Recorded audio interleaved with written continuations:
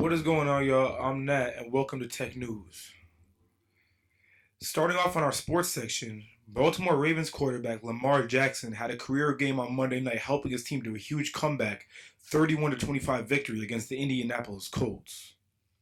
Lamar threw a career high of 442 yards and 4 touchdowns as the Ravens recovered from a 25-9 deficit to the Colts with just 12 minutes remaining in the fourth quarter. With a perfect pass to end the game off, Lamar threw a sharp pass to tight end Mark Andrews for the win. A solar storm hit Earth on October 11th, and scientists are saying it's going to make the northern lights visible in New York. Effects the storm could have are power outages and damages to power grids.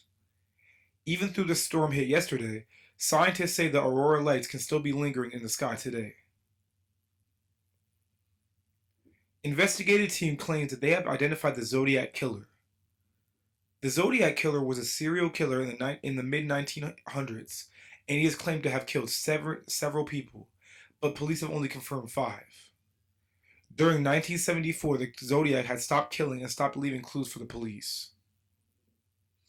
Early October 2021, investigators had speculated the killer as Gary Francis Post. Sadly, they are 3 years too late. Gary had died in 2018, but police are proceeding with their investigation.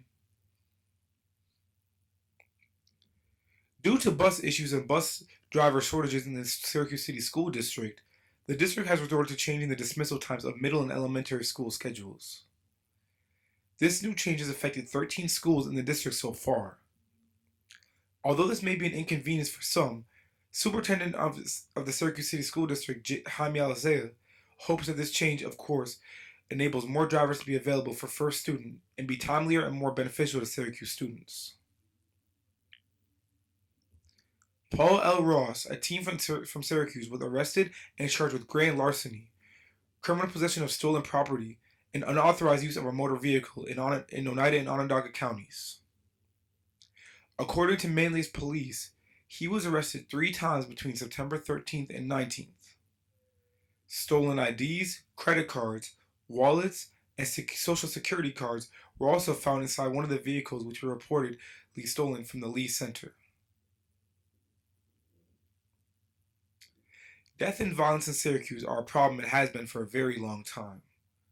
With the recent killings of 2 young men on the south side of Syracuse, what we already know has been further solidified. This is a real problem with no real answer. I unfortunately drove right through the scene of the catastrophe right after it happened. It truly breaks my heart how close to home things like this are happening, literally and physically. I guess it's up to the youth of our community and the next generation to change the destiny of Syracuse. New York State Department of Education has provided K-12 standards for schools to follow while providing instruction and support for social emotional learning, also known as SEL. Factors such as poverty, trauma, and COVID, and many others have increased the need for mental health supports in our schools. Students reviewing social emotional learning is needed support in our classrooms.